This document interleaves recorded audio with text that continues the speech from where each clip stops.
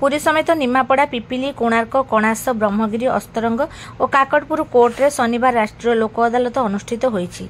एही लोक अदालत रे 19,055 मोकदमा फैसला करा सह जोरिमाना और क्षतिपूरण बाबद 6,23,37,466 टंका आदाय करा जायछि।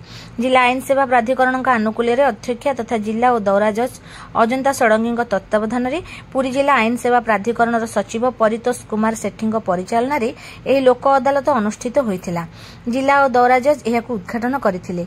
लोक अदालत रे 119 मोटर दुर्घटना मामलार विचार करा जाई 4,38,78,000 टंका आदाय करा जायछि। सेहीपरि 43 चेक बाउंस मामला 37 वैवाहिक कलह मामलार फैसला करा जायतिला। एहा छडा 121 प्राक मोकदमा मामलार फैसला करा जाई बैंक ऋण बाबद को 34,76,544 टंका आदाय करा जायछि। एही लोक अदालत रे जिला कारागार कैदी मानक द्वारा तैयारी करा जायथिबा नित्य व्यवहार जिनिसगुड़िकर स्टल कोर्ट परिसर में प्रदर्शित होइथिला।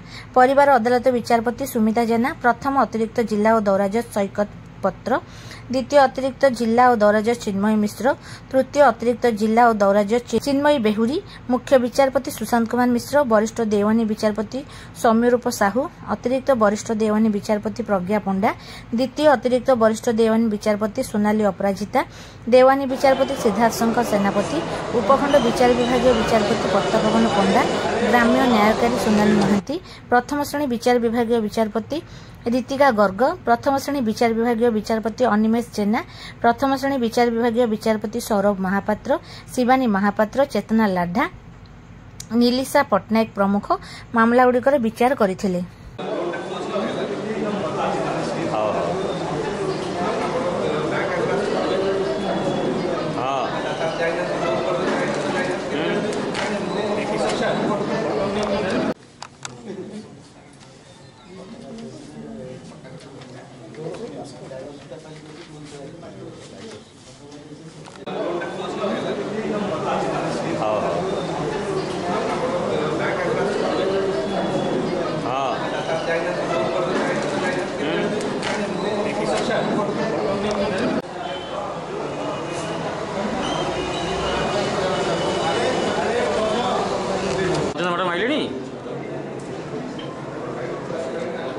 तमें जान मुझे